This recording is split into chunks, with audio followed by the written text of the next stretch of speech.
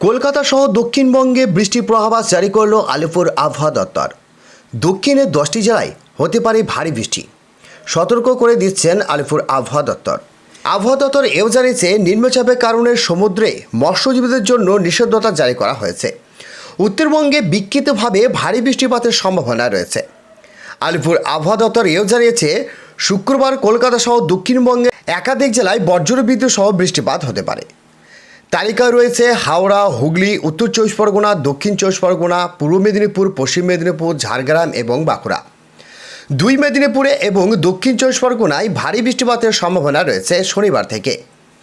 রবিবার ভারী বৃষ্টিপাত হতে পারে ঝাড়গ্রাম, বাঁকুড়া এবং পশ্চিম বর্ধমানে। তো বন্ধুরা, বিস্তারিত জানতে হলে ভিডিওটিকে সম্পূর্ণ দেখবেন, ভালো লাগলে লাইক করবেন। আর এই ধরনের লেটেস্ট স্ট্যান্ডিং আপডেট ভিডিওগুলি সবার প্রথম পাওয়ার জন্য আমাদের চ্যানেলটিকে সাবস্ক্রাইব করে পাশের বেল আইকনটিকে প্রেস করে অল নোটিফিকেশনটিকে ক্লিক করে আমাদের সঙ্গে থাকবেন। তো চলুন এক নজরে দেখে নেওয়া যাক। সোমবার এবং মঙ্গলবার পূর্ব বর্ধমান, পশ্চিম বর্ধমান এবং বীরভূমে ভারী বৃষ্টিপাতের পূর্বাভাস দেওয়া হয়েছে। এই জেলাগুলিতে বৃষ্টিপাত হতে পারে 7 থেকে 11 সেন্টিমিটার পর্যন্ত। উত্তরবঙ্গের ক্ষেত্রে শুক্রবার কিছু জেলায় বিক্ষিপ্ত বৃষ্টিপাত হতে পারে। ভারী বৃষ্টিপাতের সম্ভাবনা রয়েছে শনিবার থেকে।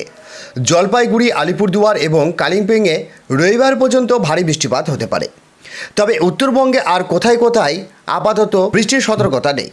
বঙ্গোপসাগরে একটি নিম্নচাপ অঞ্চল তৈরি হয়েছে, তারা কমে উত্তর পশ্চিমের দিকে ওড়িশা উপকূলে অভিমুখ এগোচ্ছে।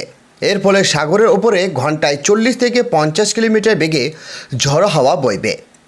উপকূলে আবহাওয়া খারাপ থাকবে, তাই মৎস্যজীবীদের সমুদ্রে যেতে নিষেধাজ্ঞা জারি করেছে, এমনটি জানিয়েছেন তারা। ভিডিওটি ভালো লাগলে একটি লাইক করবেন এবং আমাদের সঙ্গে থাকবেন।